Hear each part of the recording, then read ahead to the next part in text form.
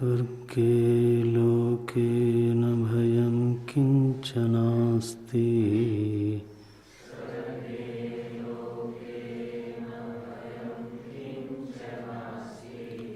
न तत्र त्वं न जरया विभेति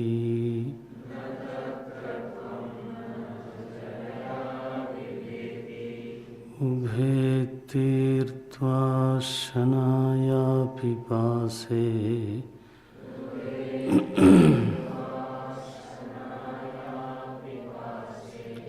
शोकातिगो मोदते स्वर्गलोके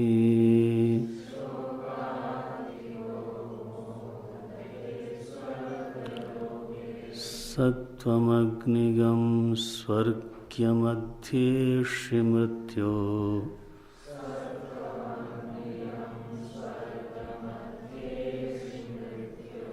प्रब्रूहितगं श्रद्दधानाय मह्यम्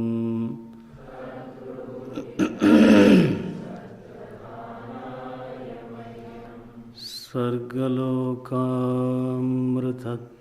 भजन्ते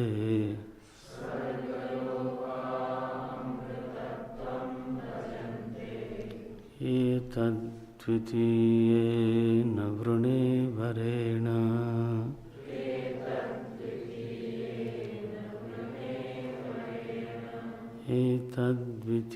एतद्वितीयेन वृणे वरेण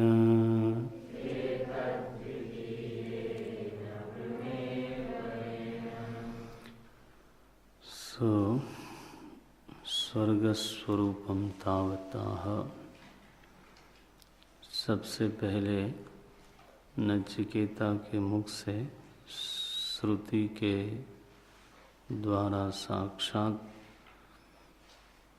स्वर्ग के स्वरूप के बारे में बताया गया।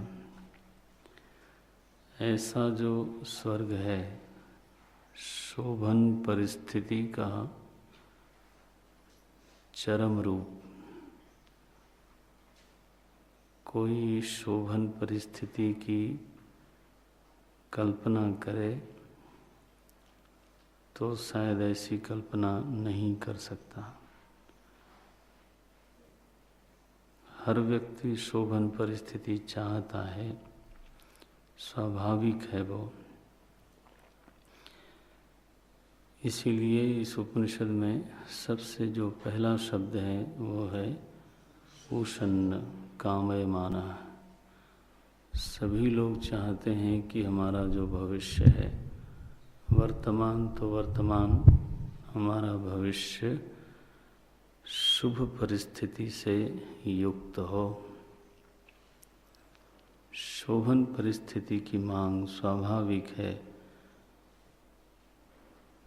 शोभन परिस्थिति का अभिप्राय हुआ वह देश जो हमारे मन के अनुकूल हो, समय हमारे मन के अनुकूल हो, वस्तुएं हमारे मन के अनुकूल हो और जो लोग हैं वो हमारे अनुकूल बने रहें।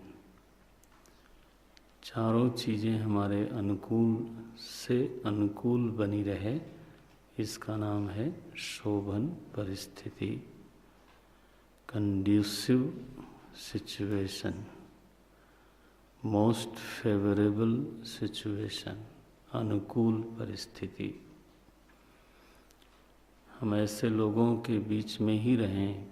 परमात्मा कृपा करे कि जो लोग हमारे आत्मीय हों, प्रेमी हों, हमारा स्नेह, हमारा हित करना चाहते हों और उनके मन में हमारे प्रति विश्वास हो, आदर की भावना हो। ये तो ऐसा कौन सा आदमी है जो वैराग्य के नाम पर इन चीज़ों को नहीं चाहता? मैं नहीं समझता कि साधारण से साधारण व्यक्ति अथवा कोई बहुत विरक्त हो, वह भी इन चीज़ों को चाहता है। हाँ, ये परिस्थिति जो भी उसका लक्ष्य होगा, तो यह परिस्थिति उसको सहयोग करती है। और परिस्थिति में प्रतिकूलता हो तो संघर्ष करना पड़ता है, तपस्या करनी होती है, तितिक्षा करनी होती है। सो कामना सभी की स्वाभाविक है। इसलिए वाजस्रवस को कोई हीन दृष्टि से देखता है तो कहना पड़ेगा कि वो शायद अपनी ओर नहीं देख रहा है, जीवन को नहीं समझ रहा है।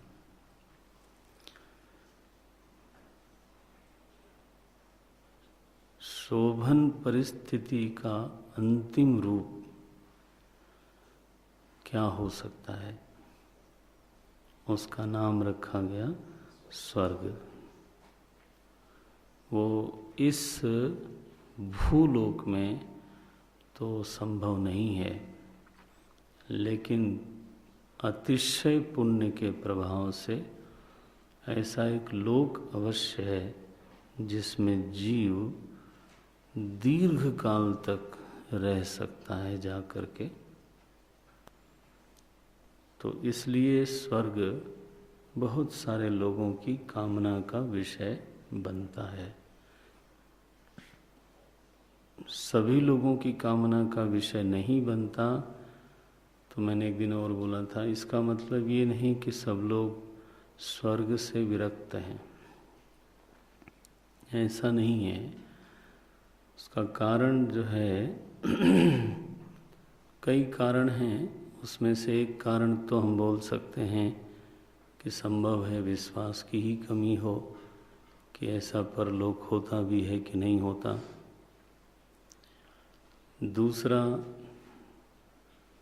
जो सबसे बड़ा कारण है वो है व्यक्ति की जो भीतर कामना उठती है उसका भी एक विज्ञान है। ये तो परमात्मा की, प्रभु की अनंत अहेतुकी कृपा है जीव के ऊपर कि उसने कामना के साथ भी एक नियम जोड़ दिया, विज्ञान जोड़ दिया। कामना सदा सर्वदा अपने अधिकार के अनुसार ही होती है और अधिकार का अतिक्रमण करके, अधिकार की उपेक्षा करके कामना होती नहीं।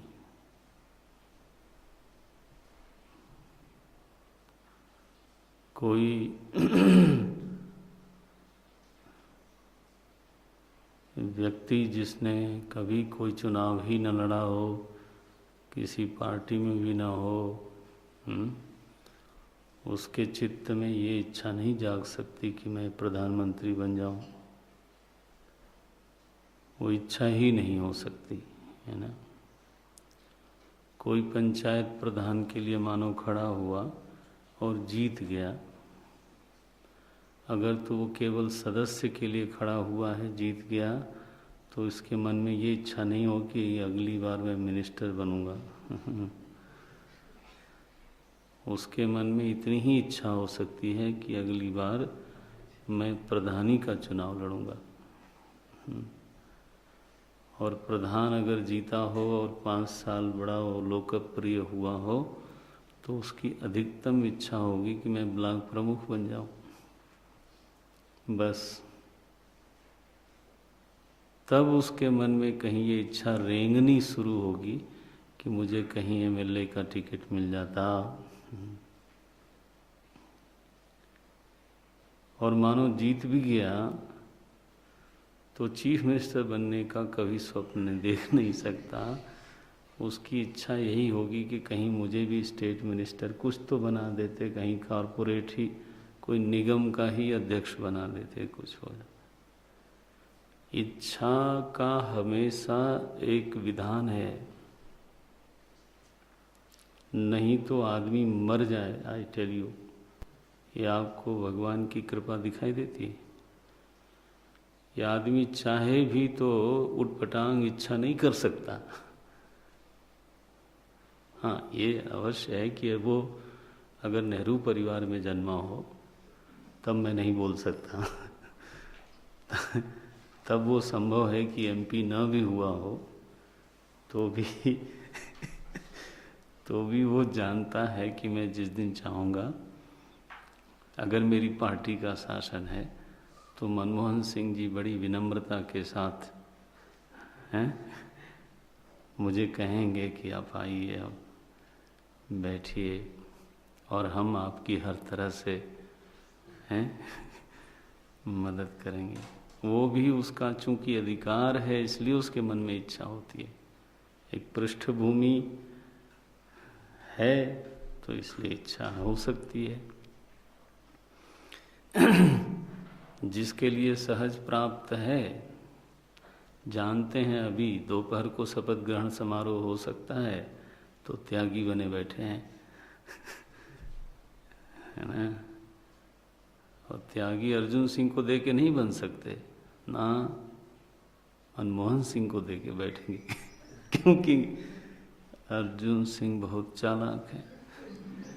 कहीं महाराज इनको हमने दिया त्याग के चक्कर में और इन्होंने सारी चीज़ ही बदल दी तो फिर तो बड़ा मुश्किल है। इसलिए जो बिल्कुल बेचारा अपना तो चुनाव नहीं लड़ सकता,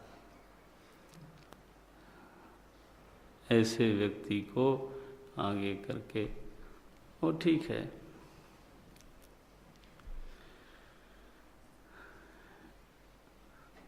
तो ये सब बात बोलने का अभिप्राय क्या है? अभिप्राय ये है कि हमारे आपके मन में जो स्वर्ग की इच्छा नहीं होती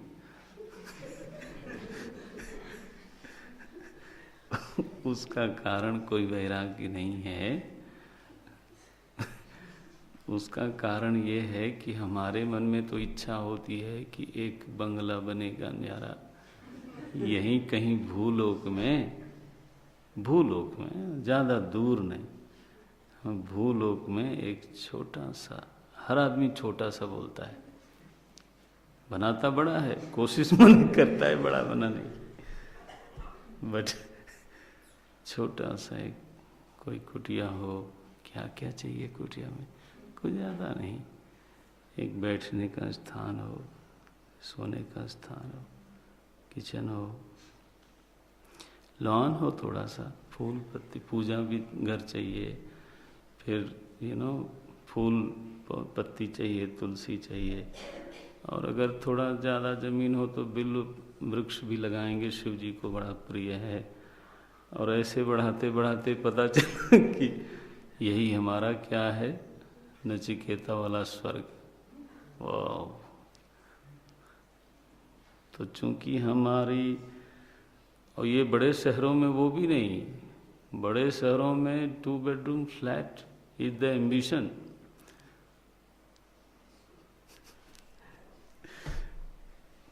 three bedroom, oh that's haven.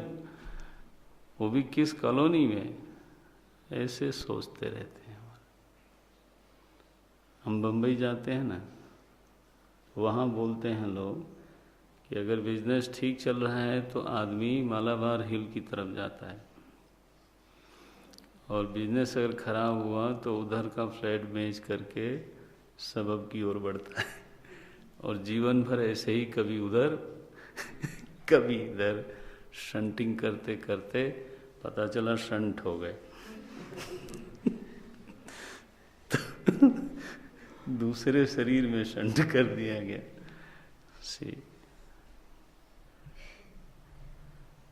बड़ी कृपा है, आई टेल यू, कि उन्होंने कहा कि कामना के अनुसार ही, अधिकार के अनुसार ही कामना करो भाई, तब तो कुछ तो तुम्हारी बचत रहेगी। नहीं तो तुम तो पता चला कि तड़फड़ा के मर गया आदमी। तो ऐसे होता है। नचिकेता जो बोल रहे हैं, अथवा वाजस्रवस के मन में जो स्वर्ग की कामना है, वो इसलिए है क्योंकि उनके पास वो अधिकार है, उनको दिखने लग जाता है कि ये मुझे मिल सकता है, it can be achieved, achievable दिखाई देने लगता है, तब मन में इच्छा होती है कि आहा अब हो सकता है। कभी कभी तो ऐसा मन में होता है कि अभी नहीं तो कभी नहीं, ओह ऐसा दिखने लगता है, नज़दीक नज़दीक लगता है, this is the time to strike. ओह आज अर्जुन सिंह बड़े याद आ रहे हैं भाई तिवारी जी। तो उनको लगा एक बार ऐसा लगा उनके जीवन में कि बस this is the time to strike, और रेजिग्नेशन दे दिया। वो कार्टून मुझे याद है, उनके पीछे पूरा हुजूम था और सब पीछे कह रहे हैं संघर्ष करो हम तुम्हारे साथ हैं, अर्जुन सिंह संघर्ष करो हम तुम्हारे साथ हैं। वो एक बॉर्डर था जिसको कूदने के लिए सब पीछे से बोल रहे थे। वो बॉर्डर क्या था कि कांग्रेस छोड़ के नई पार्टी बनाओ, हम सब लोग आपके साथ रहेंगे। अर्जुन सिंह बड़े कैलकुलेटिव हैं वैसे तो, लेकिन एक दिन अपना बॉर्डर क्रॉस कर गए, बड़ा जोड़ घटाना लगा के। जब उस पार चले गए तो सारा हुजूम वापस गए। जो बोल रहे थे हम तुम्हारे साथ हैं, पता चला पीछे मुड़ के देख रहे हैं, कार्टून में था कोई नहीं आया, अकेले उस तरफ अकेले ही अपना झंडा लिए घूमने। तो कभी ऐसा लगने लगता है आदमी के मन में कि ये बस अब अचीव करने ही वाला हूं मैं, तो स्ट्राइक कर दो। तब कामना में तीव्रता होती है। ऐसे कामना में तीव्रता भी नहीं आती। अगर कहीं दूर कुछ दिख रहा हो तो कामना भी कैसी होगी? शिथिल, मंद, बिल्कुल। तो स्वर्ग तो एक ऐसा लोक है जो शोभन परिस्थिति का चरम रूप है। क्या क्या जबरदस्त चीजें बता रही हैं श्रुति कि वहां तो 5 चीजें तो होती नहीं। आहा, स्वर्गे लोके न भयम। एक ही चीज दुनिया में न हो तो सुख की मात्रा कितनी बढ़ जाएगी। सोचो आप, आदमी जब सेटल्ड अनुभव करता है कि अब मैं सेटल्ड हूं, तो उसमें क्या होता है? भय की कमी कह लो। भविष्य को लेकर के भय की कमी हो गई, एंड देन आनंद की मात्रा ऐसे बढ़ जाती। He feels settled. अरे वाह, यहां लिखा भयम किंचनास्ति। एक चीज हटाओ तो जगत का रूप बदल जाएगा।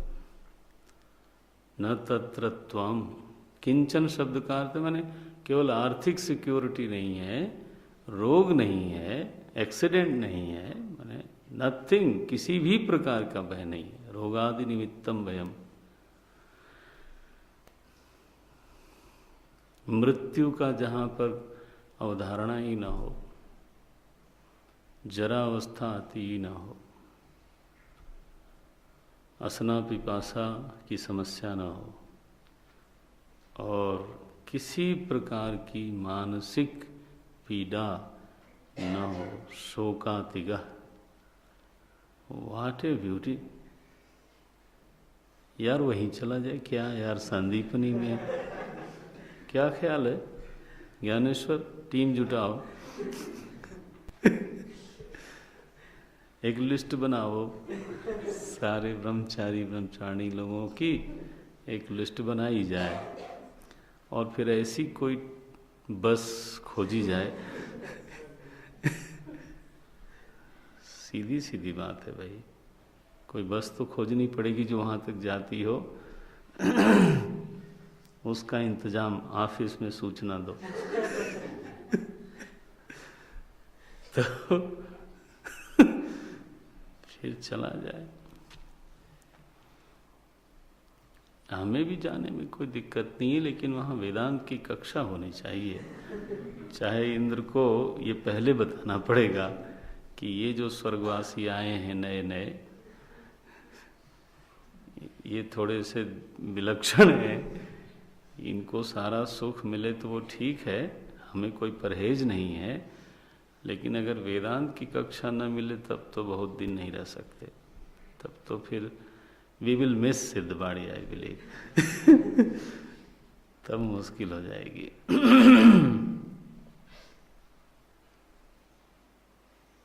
तो पहले इंद्र को भी एक नोटिस जानी चाहिए कि एक अलग कॉलोनी बनाई जाए, उसमें एक सत्संग हाल जरूर होना चाहिए और माइक कायदे का होना चाहिए। अगर माइक गड़बड़ हुआ तो काम नहीं चलेगा। हाँ, इसको बोलते हैं पारिस्थितिक विश्राम। दो तरह का विश्राम सामने जीवन में है। वेद ने कहा पारिस्थितिक विश्राम को बोलते हैं अभ्युदय, और स्वरूप में विश्राम को बोलते हैं निःश्रेयस।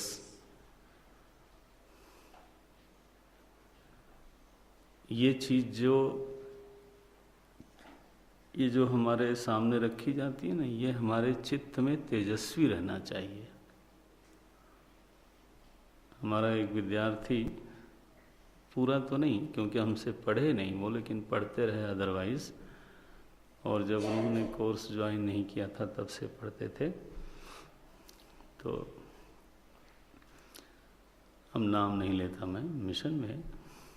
तो मैं गया जब उस सेंटर पे, तो उसके कमरे में गया, तो उसने ऐसे ऐसे वाक्यों को जगह जगह लिख के चिपका रखा था। मैंने कहा ये सब क्या पान की दुकान बना रखा है? तो कहने लगा कि याद रहता है, बड़ा अच्छा रहता है, सुबह कभी नज़र गई, स्ट्राइक होता है मन में कि हाँ ये सही है। मुझे तो ठीक ही लगा। मैंने कहा ये भी एक तरीका है तेजस्विनावधीत मस्तु का। बाथरूम में उसके गया तो कोई गीता का 12वां अध्याय अमुक, मैंने कहा यहाँ भी, बोले बैठे बैठे क्या करना है?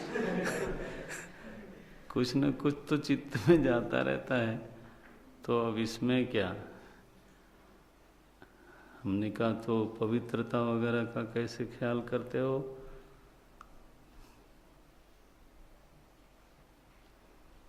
तो उसने कुछ विचित्र सा जवाब दिया, बड़ा बढ़िया जवाब था। तो उसने कहा अगर मन में आ जाए, मान लीजिए कि लिखा ना हो दीवार पर, और कोई श्लोक मन में आ जाए तो क्या होगा फिर? वो श्लोक अपवित्र होगा कि मैं पवित्र होऊंगा? हैं? वो श्लोक अपवित्र होगा या मैं पवित्र हो जाऊंगा? मैंने कहा तुम ही पवित्र हो जाओगे, श्लोक तो कहाँ अपवित्र होने वाला है, भगवान की वाणी है वो काहे को अपवित्र होगी?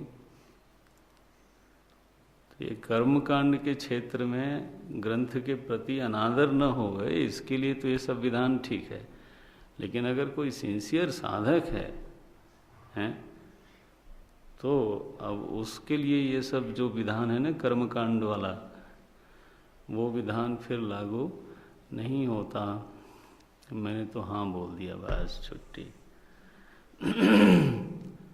तो ये ग्लोइंग गोल होना चाहिए, जो लक्ष्य है ना वो चमकता रहना चाहिए सामने।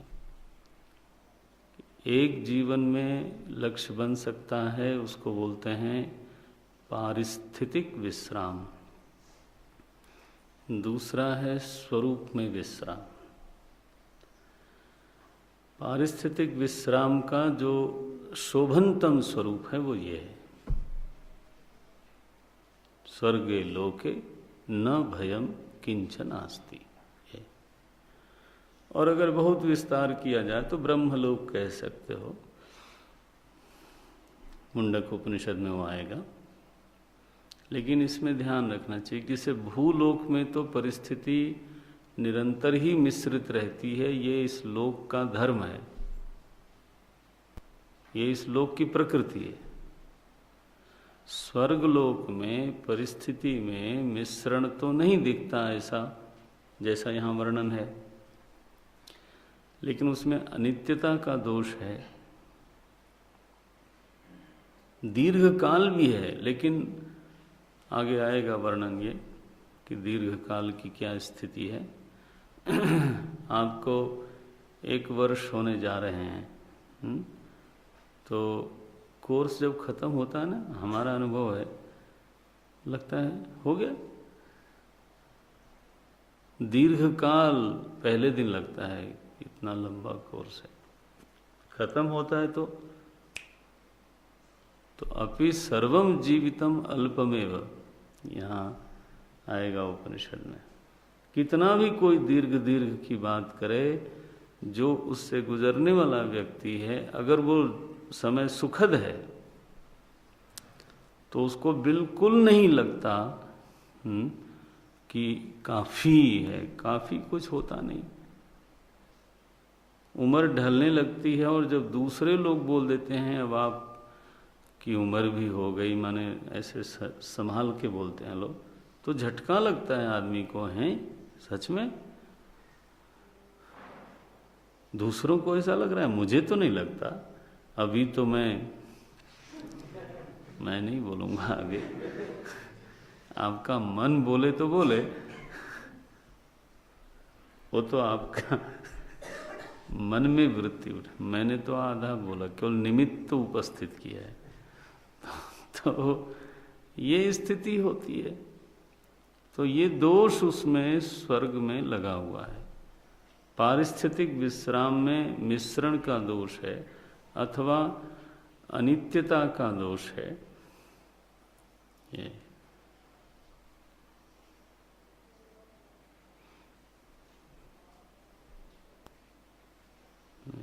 बम्प्स हैं, उसमें द्वंद्व का दोष है। और जो अधिकारी लोग हैं स्वर्ग आदि के, तो उनके तो चित्त में वैसे ही दोष होता है जैसे कि हमारे और आपके। वहाँ प्रजापति के चित्त में भी ईर्ष्या है, अपमान का बोध है, इंद्र को आक्रमणकारियों का डर है। कोई ऋषि की तपस्या देख करके कुर्सी क्या बोलते हो डोलने लगती है, ऐसे लिखते हैं, सिंहासन डोलने लगा। तो वो सब चीज़ें सुनने में आती हैं। तो शोकातिगो मानस दुख से अतीत नहीं हुआ। कभी ऐसा लगता है कि पारिस्थितिक विश्राम ऐसा ही है कि जैसे कोई कल्पना करे कि समुद्र में नाव हो और वो उछले कूदे नहीं, ऐसी हमारी आकांक्षा हो। आदमी समुद्र में है, नाव में, और वो निष्कंप जैसे धरती पर चल रहा हो। जैसे ऐसा असंभव है, वैसे ही इस प्रपंच समुद्र में, जी, इस प्रपंच समुद्र में लहरें न उठें, ये बात संभव दिखती नहीं। द्वंद्व बने ही रहते हैं, त्रिगुण की लहरें उठती ही रहती हैं। फिर भी माने आदमी ये चाहता है कि हमारी परिस्थिति शोभन से शोभन, शोभन से शोभन, शोभन से शोभन हो। यही उसकी स्वाभाविक इच्छा है।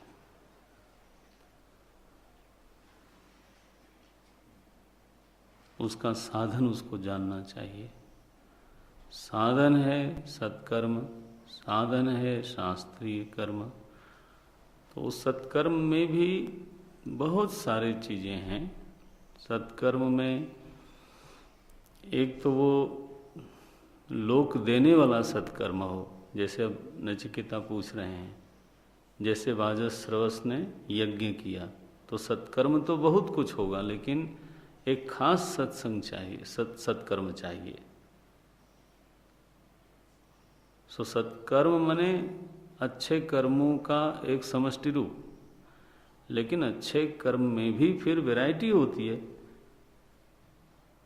किसी को भोजन कराना भी सत्कर्म है, और किसी को विद्या दान करा देना भी सत्कर्म है, लेकिन दोनों में वैरायटी अलग हो गई। किसी को सर्दी में एक कंबल, एक स्वेटर दे देना, वो भी सत्कर्म है, और किसी लंबे समय तक उसके जीवन का कुछ भला कर देना, वो भी सत्कर्म। सो सत्कर्म का चुनाव ठीक हो, फिर मात्रा पूरी हो।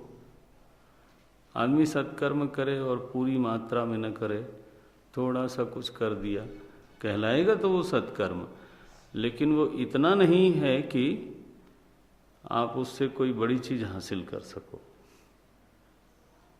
पुण्य पुंज बिनु मिलहि न संता, पुंज चाहिए ये। तो मात्रा हो, फिर भावना उसके पीछे ठीक हो, हैं, देश ठीक हो, काल ठीक हो, इत्यादि इत्यादि इत्यादि। तो साधन जानना चाहिए, फिर उसका तत्परता के साथ अनुष्ठान होना चाहिए। तो ऐसा कोई कारण नहीं है कि व्यक्ति को शोभन परिस्थिति प्राप्त न हो, ऐसा कोई कारण नहीं है, और कोई उसको रोक नहीं सकता। पक्का है, इष्टापूर्त हो, संगतगम हो और सुनृताम हो, चार तो साधन है। लेकिन जब इससे कभी व्यक्ति विरक्त हो जाता है, मुमुक्षु होता है, उसको जब ये तड़प होती है कि पारिस्थितिक विश्राम की हालत यही है कि उसमें लहरें भी रहेंगी, उसमें अंत होने का दोष कभी मिट नहीं सकता,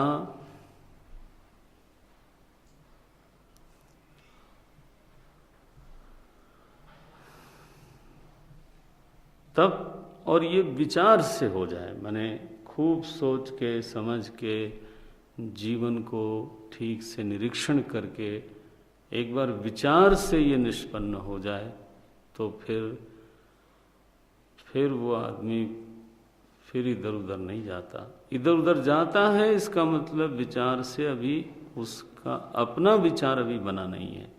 उसने सुना है, लेकिन उसका अपना विचार बना नहीं है, कच्चा है। अभी 2-4 जन्म और पिटाई बाकी है। पिटाई ही बोलना पड़ेगा, क्योंकि आफ्टर ऑल जब तक व्यक्ति के जीवन में स्वयं अपने अनुभव से उसका विचार रंगे नहीं ना, तो बात बनती नहीं।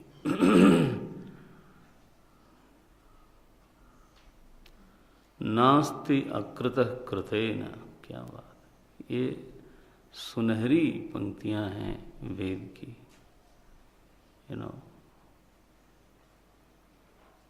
अमर पंक्ति बोलते हैं। कृत वस्तु चाहते हो, कृतेन, करके, ये कभी नहीं होगा।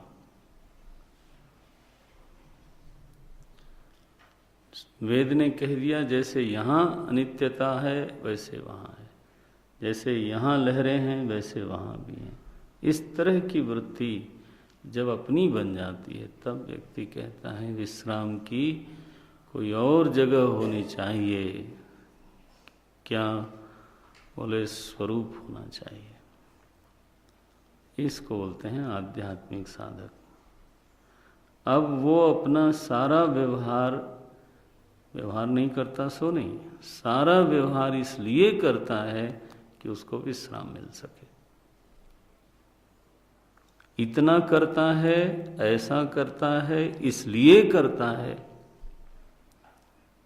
कि उसको स्वरूप में विश्राम मिले। और जो व्यवहार उससे विरुद्ध होवे, बस चाहे वो कितना भी शोभन और प्रशंसित हो, नमस्कारम। ये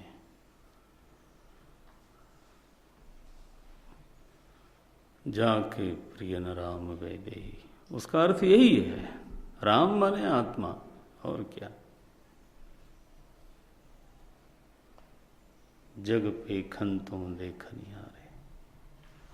राम माने कोई आदमी का नाम नहीं है कि पकड़ के टोपी पहनाई और नाम लिख दिया उस पर श्री रामचंद्र। कोई आदमी का नाम नहीं। आदमी होगा तो मरेगा, जिएगा, इतिहास का पात्र बनेगा। शास्त्र में उसका समर्थन नहीं है, न वो विचार से पुष्ट होता है। तो भगवान भाष्यकार ने ईश्वर पद में पहली बात कह दी, सच आत्मभूतः सर्वस्य। बस सही स्टे प्रत्यगात्मा सन्न। कोई हिचक नहीं है। जिसको ज्ञान है उसको क्या हिचक है। जिसको तुक्का मारना है उसको हिचक होगा। जिसको मालूम है कि अग्नि उष्ण है वो तो बोलेगा ही बोलेगा कि अग्नि उष्ण है। अब किसी को सूट करती हो या न करती हो, सूट करके थोड़ा बोलता है वो।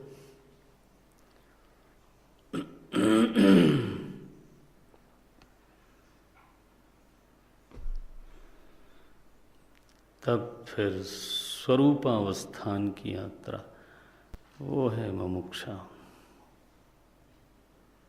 तब व्यवहार और व्यवहार का फल प्रधान नहीं होता, अवस्थान ही प्रधान है। परिस्थिति बनती है, बिगड़ती है। तजिए ताहि कोटि बैरी सम, ये बोल दिया। यद्यपि परम स्नेही, वो तो बिल्कुल सही, वही सच है।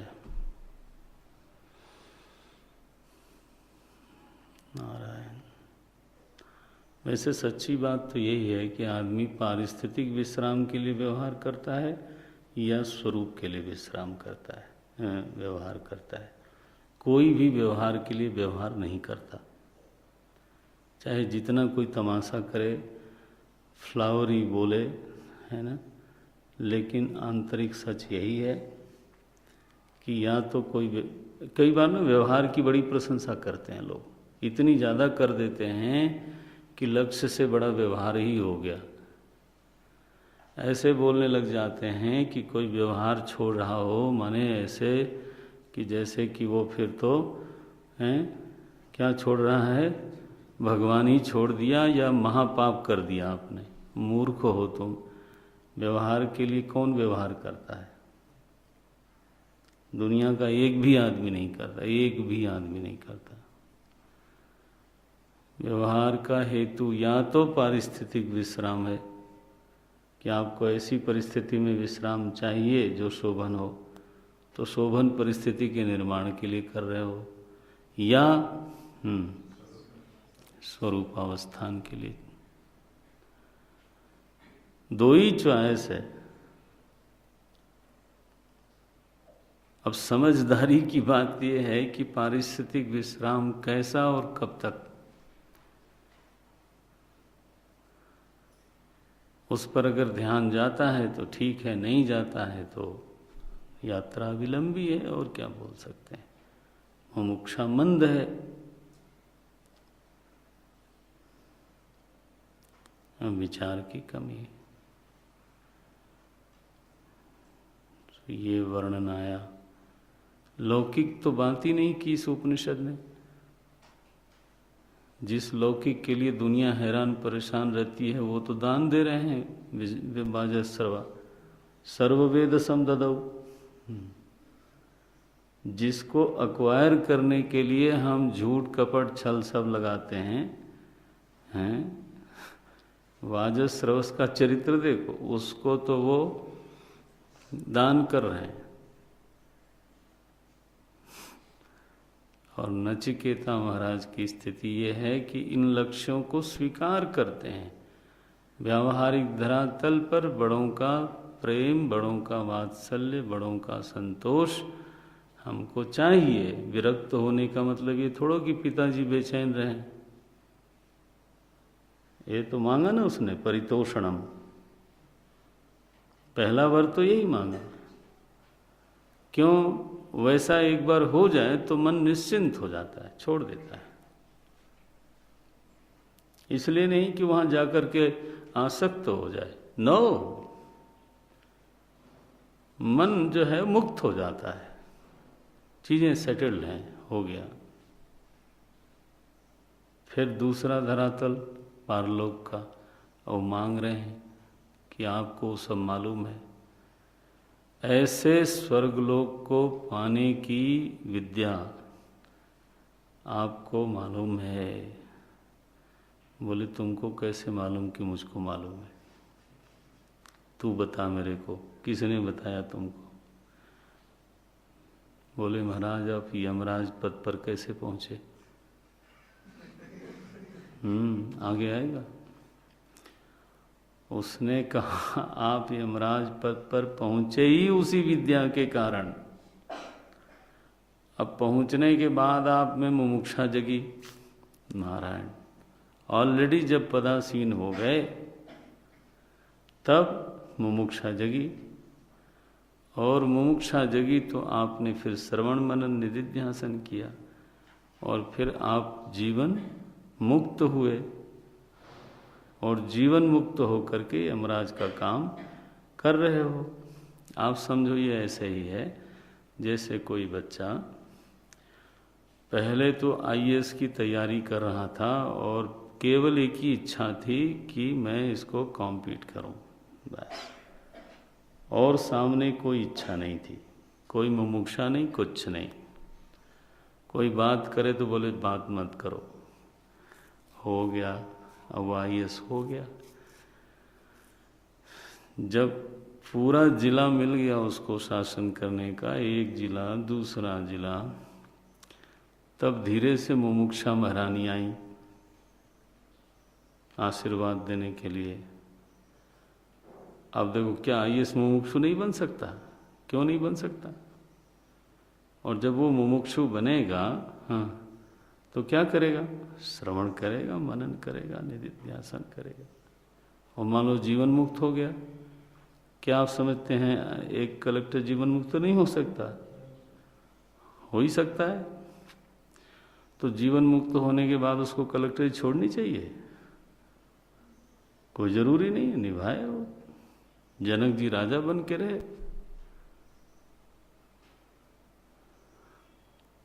ऐसे ही यमराज जो हैं वो अपने पद पर बैठे हैं। आपको पकड़ में आया? यमराज मुमुक्षु कब बने? पद प्राप्त होने के बाद। फिर श्रवण मनन निधिध्यासन किया, फिर मुक्त हुए, और फिर लोगों को पीट रहे हैं आज तक। मैंने एक बात कह रहा हूं, ये है यमराज की कहानी। तो बोले आपको तो वो विद्या मालूम ही है, क्योंकि उसी विद्या के कारण तो आप यहां पर खड़े हो। सत्वम अग्निगम स्वर्गम अध्येशी, ऐसा जो स्वर्ग देने वाली विद्या है साधनभूत, वो तो आप जानते हो। एवं गुण विशिष्टस्य स्वर्गलोकस्य, कैसा स्वर्गलोक है? एवं गुण विशिष्टस्य, पूर्व मंत्र में जो गुण बताए गए उन गुणों से विशिष्ट जो स्वर्गलोक है। ये नहीं कि बगल वाले मोहल्ले में दिखा देना, ना ना ना, जो मैंने बताया था वैसा स्वर्गलोक। एवं गुण विशिष्टस्य स्वर्गलोकस्य प्राप्ति साधनभूतम अग्निम स्वर्ग्यम सत्वम मृत्यु अध्येसी स्मरसी जानासी इत्यर्थः। हे मृत्युदेव, उस स्वर्ग को देने वाली जो साधनभूत विद्या है, जिसका नाम है अग्नि विद्या, उसको आप जानते हो, उसको आप स्मरण करते हो, ठीक है। फिर मैं क्या करूं? बोले तम मह्यम प्रब्रूहि, वो मुझे बताइए, मेरे लिए बताइए। क्यों? मेरी श्रद्धा है। क्या लिखते हैं भाष्यकार? हे मृत्यो यतः, चूंकि आप जानते हो इसलिए, तम प्रब्रूहि, उस साधन को हमें भी बताइए। कथय, क्यों कथय? श्रद्धानाय श्रद्धावते मह्यम, मैं जो श्रद्धालु हूं उसको बताइए। स्वर्गार्थिने, मैं स्वर्ग का अर्थी हूं। अब देखो यहां स्वर्गार्थिने का अर्थ क्या करेंगे? स्वर्ग के साधन को जानने का अर्थी हूं ये, क्योंकि आगे के प्रसंग से ये पुष्ट नहीं होता है कि नचिकेता स्वर्गार्थी था। वो तो विरक्त है, लेकिन अभी जब वो बोलता है, भाष्यकार जो अर्थ करते हैं स्वर्गार्थी ने, उसका अर्थ है स्वर्ग के साधनभूत विद्या को जानने का मैं परम इच्छुक हूं। ये न अग्निना, बोले क्यों जानना चाहते हो? क्योंकि इसको जान करके, अनुष्ठान करके यजमान लोग स्वर्गलोक में जाते हैं और मोदते स्वर्गलोके अमृतत्वं भजन्ते, लिखते हैं। येन अग्निना चितेन, चितेन माने अनुष्ठानेन, जिस अग्नि विद्या के अनुष्ठान से स्वर्गलोकाः, ये बहुब्रीहि समास है। अभी तो आप संधि का अभ्यास कर रहे हो, लेकिन समय मिले तो इसमें समास भी देख लिया करो, आपको बहुत लाभ होगा। समास से बहुत लाभ होता है। कहते हैं ये शाम, स्वर्गो लोको ये शाम, ये बहुब्रीहि समास हुआ। स्वर्गो लोको ये शाम ते स्वर्गलोकाः, जिन लोगों का लोक स्वर्ग है उन लोगों को बोलते हैं स्वर्गलोक। ये देखो, उन लोगों को ते स्वर्गलोकाः के आगे यजमाना, ये जो यजमान है उसको बोलते हैं स्वर्गलोक। अब देखो अगर समास ठीक न किया जाए तो, स्वर्ग एवं लोकः कर दिया जाए तो यह अर्थ गड़बड़ हो जाएगा। तो यहाँ कैसा समास बनाया? स्वर्गो लोको ये शाम ते स्वर्गलोकाः यजमानाः इत्यर्थः। तो ये जो यजमान हैं, जिनका कि लोक ही स्वर्गलोक है, वो लोग क्या करते हैं? अमृतत्वं भजन्ते। अमृतत्वं भजन्ते माने अमृतत्वं अमरणताम देवत्वं भजन्ते। वो तो देव भाव में पहुंच जाते हैं और उसका आनंद लेते हैं। प्राप्नुवन्ति तद एतद अग्नि विज्ञानम द्वितीयेन वरेण वृणे। इस अग्नि विज्ञान को मैं आपसे दूसरे वर के रूप में मांगता हूँ। आपने 3 वरदान मांगे थे, मांगने को कहा था, तो मैं दूसरा वर ये मांगता हूँ। एकदम यमराज ने कहा भाई उऋण हो जाना चाहिए, जो हमारे ऊपर है उसको बाकी ज़्यादा देर तक लगाए रखने की कोई ज़रूरत नहीं है। सुनो नचिकेता, मैं बोलता हूँ। शुरू किया उन्होंने, प्रते ब्रवीमि तदु मे निबोध,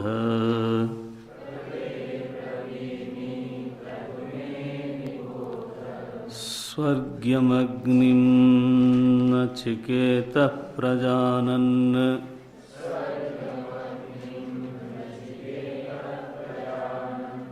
अनन्तलोकाप्तिमथो प्रतिष्ठाम्,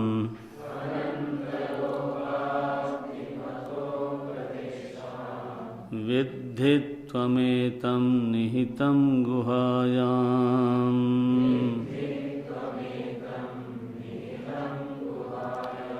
प्रते ब्रवीमि तदु मे निबोध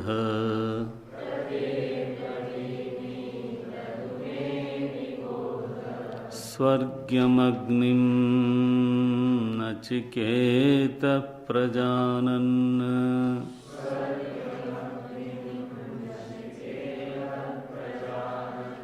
अनन्तलोकाप्तिमथो प्रतिष्ठाम्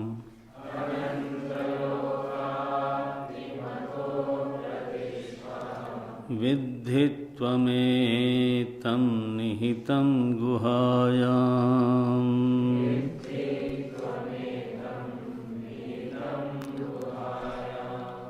मृत्योः प्रतिज्ञेयम् प्रतेतुभ्यं प्रब्रवीमि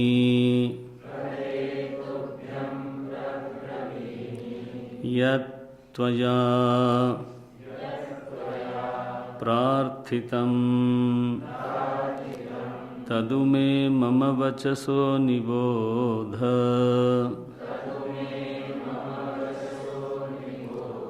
बुद्ध्यस्वैकाग्रमनाः सन्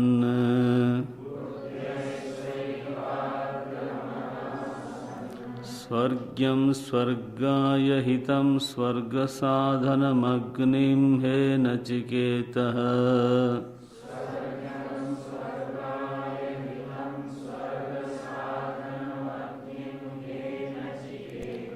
प्रजानन् विज्ञातवानहं सन्नित्यर्थः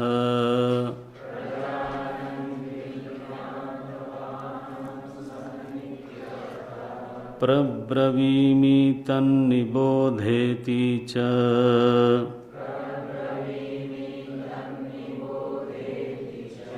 शिष्यबुद्धिसमाधानार्थं वचनम्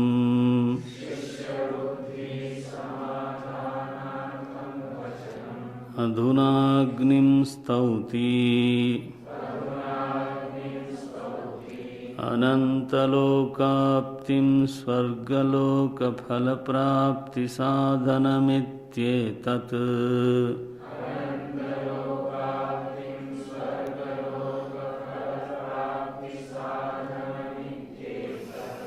अथोऽपि प्रतिष्ठामाश्रयं जगतो विराड्रूपेण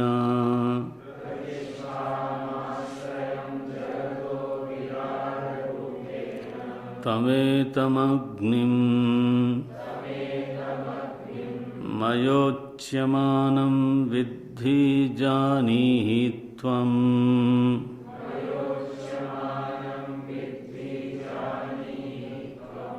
निहितं स्थितं गुहायाम् विदुषां बुद्धौ निविष्टमित्यर्थः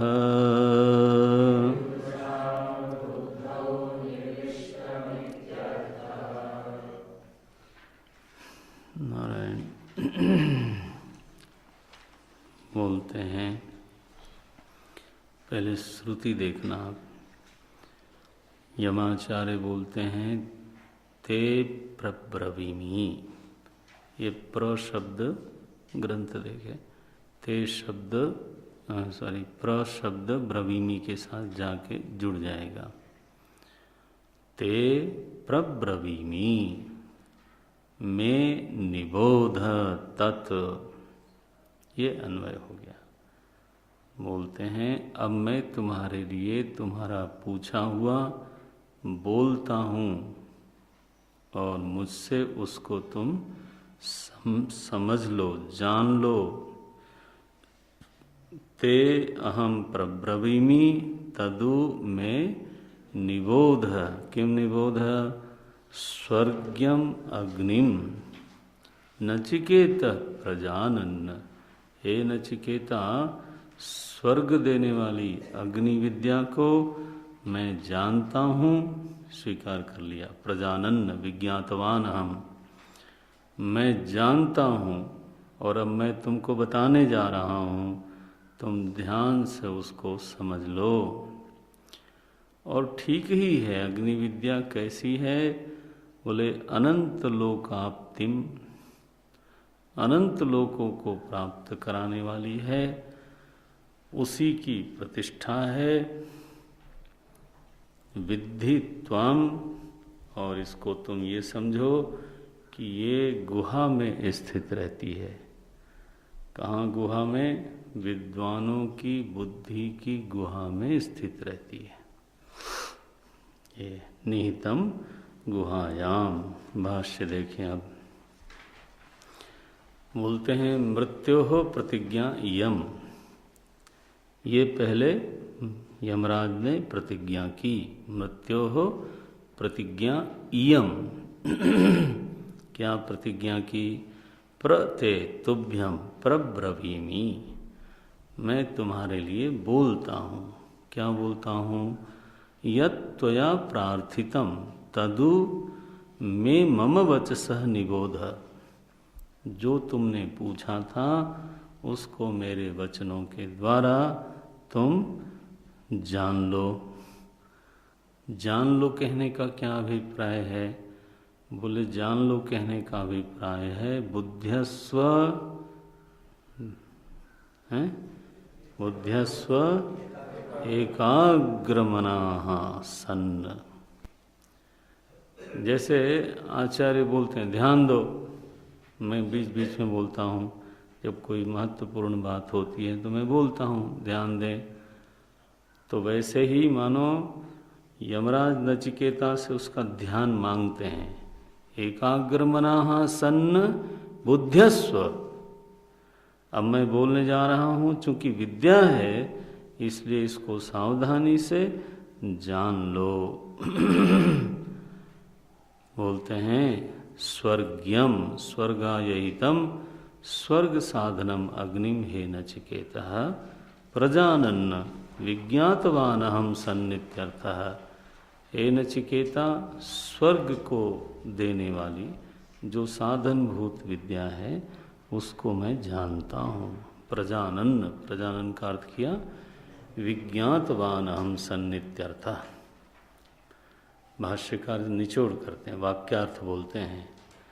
प्रब्रवीमि तन्निबोधयति च शिष्य बुद्धि समाधानार्थम वचनम। मैं बोलने जा रहा हूँ, तुम समझ लो। ऐसा जो बोला उन्होंने वो किस लिए बोला? शिष्य की बुद्धि को समाधान देने के लिए। समाधान माने सम्यक आधान कराने के लिए, कि उसकी बुद्धि कहीं और न जाए इस समय। समाधान की परिभाषा क्या पढ़ते हो आप? स्वधर्मानुष्ठानमेव, यही पढ़ा ना? तत्वबोध पढ़ा होगा। स्वधर्मानुष्ठानम एव, ये सम्यक आधानम। अपनी बुद्धि को बाकी जगह से हटा करके तो गुरु के वचन में रख देना, इसका नाम हुआ समाधान। तो शिष्य बुद्धि समाधानार्थम वचनम। ये अधुना, अब आगे के पद में क्या कहा गया? अग्निम स्तौति, अग्नि विद्या की स्तुति करते हैं। जिस विद्या को उनको बताना है उस विद्या की स्तुति करते हैं। कैसी है वो विद्या? अनंत लोकाप्तिम स्वर्गलोक फल प्राप्ति साधनम इति एतत्। जो लोक अनंत है, अनंत का मतलब है अति दीर्घ है, ऐसे लोक को देने का साधन होने के कारण अग्नि विद्या को बोलते हैं अनंत लोकाप्तिम। अथो अपि प्रतिष्ठाम आश्रयम जगतः। यही अग्नि विद्या है जो सारे जगत का आश्रय है। क्यों? क्योंकि ये उसके विषय में विद्या है जिसका नाम है विराट। मैंने कहा था अग्नि माने क्या? सगुण ब्रह्म। ये तो उसी में चूंकि जगत आश्रित है, बल्कि जगत रूप से वही उपस्थित हो रहा है, इसलिए उसके संबंध में जो विद्या है वो सारे जगत का प्रतिष्ठा कहलाती है।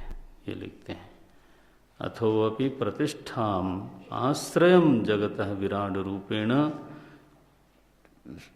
तम एतम अग्नि, ऐसी जो अग्नि है मया उच्यमानम विद्धि ही, जानी ही, मैं बताने जा रहा हूँ उसको ठीक से ठीक से ठीक से। तो निबोध भी कहा और फिर से विद्धि भी बोलते हैं। विद्धि ही, जानी ही, माने ही asking the full attention of Nachiketa. ये है मतलब, वो चाहते नहीं कि विद्या ग्रहण के समय तो नचिकेता की वृत्ति इधर उधर हो जाए ना। तो 2 बार बोल दिया निबोध, और फिर अंत में कहा जानी ही विद्धि। त्वं निहितम स्थितम गुहायाम, ये विद्या कहीं नहीं रहती, ध्यान रखना। नचिकेता को बोलते हैं, किसी ग्रंथ में नहीं मिलती। ये विद्या विद्वानों से ही प्राप्त होती है। क्यों? क्योंकि वहीं रहती है।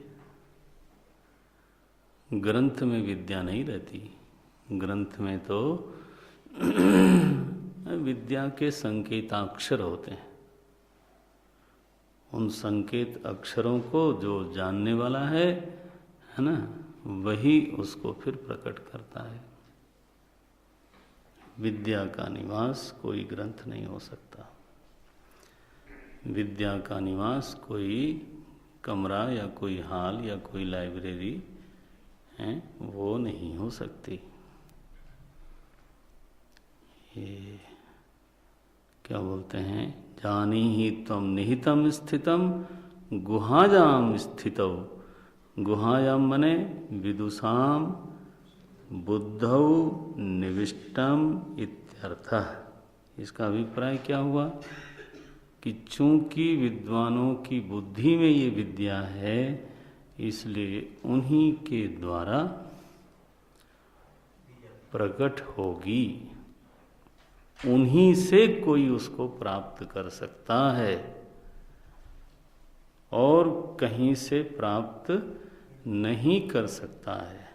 आदमी को वहाँ खोजना चाहिए चीज को जहाँ वो रखी है। तो अगर किसी को विद्या खोजना है तो उसको कहाँ जाना चाहिए? विद्वान के पास जाना चाहिए, जहाँ की वो रखी है। बोले मैं तो लाइब्रेरी में जाता हूँ, तो बोले वहाँ ग्रंथ रखे हैं, विद्या नहीं रखी है। ये मतलब है इसका। तो बोले तो रखी तो होगी विद्वान के पास, लेकिन वहाँ से निकालें कैसे? बोले तद विद्धि, वो तरीका यही है, और कोई तरीका नहीं है। तो ये इसका सिग्निफिकेंस ये है, जब वो श्रुति ने कह दिया निहितम गुहायाम, ऐसा तुम जान के रखो कि विद्या हमेशा ही विद्वान के पास होती है। अरे साधारण साधारण विद्या, संगीत छोड़ो, कुश्ती, हॉकी, क्रिकेट, उसके लिए कोच चाहिए। बड़ा विचित्र मामला है, बताइए। किसी को घूंसा मारने के लिए कोच चाहिए, बहुत विचित्र लगता है। अरे नाक तोड़ दी, उसमें कोच की क्या जरूरत है ना। क्यूबा से कोच मंगाए जा रहे हैं, जो बिल्कुल स्थूल शारीरिक विद्या है उसके लिए चाहिए। क्यों? ग्रंथ नहीं क्या उसके लिए? टॉप क्लास का प्लेयर कॉल तेंदुलकर, उनको क्या कोई कोचिंग करेगा? लेकिन नहीं, हाँ कोच चाहिए। बोलो, निहितम गुहायाम, वहीं से आएगा। विद्या का निवास ही वही है।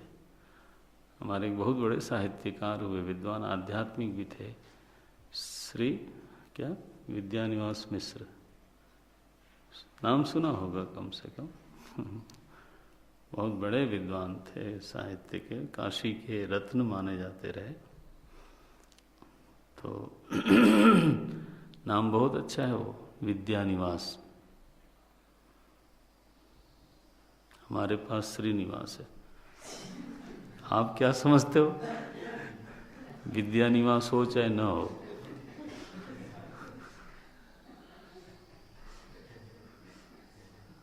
आप लोग हंसते हो। छड़ी लेके बैठना पड़ेगा। वैसे नाम बहुत अच्छा है, किसी किसी ब्रह्मचारी का रखना पड़ेगा। ट्रस्ट कैसे चलेंगे जब तक श्रीनिवास न करे? क्यों भाई ज्ञानेश्वर? ये नाम मैं रख लेता हूँ स्टोर में। विद्यानिवास एक आध का ही रखना चाहिए, सबका नहीं रखना चाहिए, नहीं तो मिशन तो विद्यानिवास से कम श्रीनिवास से ज़्यादा चलता है। श्रीनिवास और क्या बोलें, निवास शब्द ही ज़्यादा ठीक है इस बार के लिए।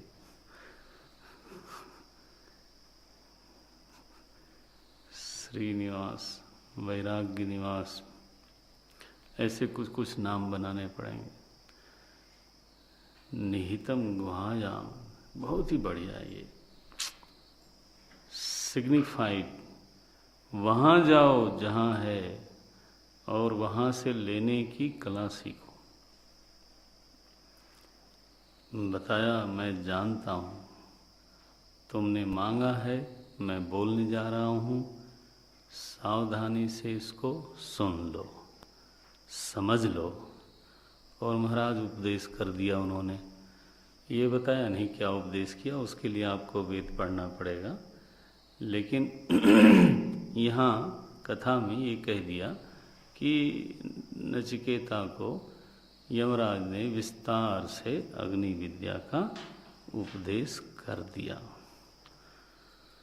लोकादिमग्निं तमुवाच तस्मै या इष्टका यावतीर्वा यथा वा स चापि तत्प्रत्यवदत् यथोक्तम् अथास्य मृत्युः पुनरेवाह तुष्टः।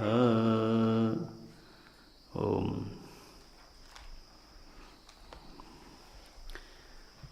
स्वः पश्यामः।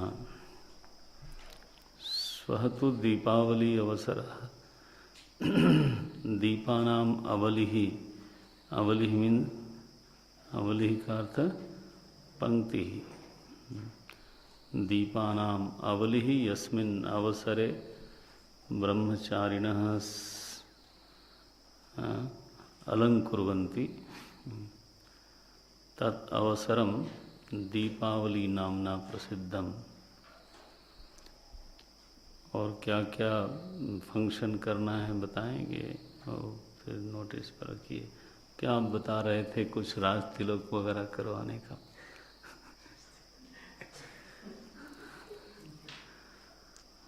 हम तो तिलक करेंगे अगर कोई, अगर आप बैठाओगे तो। प्रथम तिलक तो ओम ओम